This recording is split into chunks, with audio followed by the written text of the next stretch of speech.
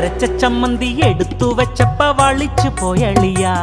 ഇന്ന് കാലത്തെ ചമ്മന്തി വൈകിട്ടെടുത്തപ്പ പുളിച്ചു പോയളിയ. നല്ല സങ്കടം വന്നെനിക്ക്, ചുട്ട ദോശക്ക് ചട്നിയില്ല.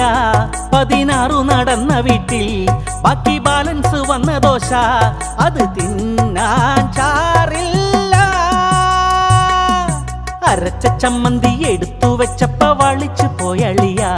ഇന്ന് കാലത്തെ ചമ്മന്തി വൈകിട്ടെടുത്തപ്പ പുളിച്ചു പോയളിയ.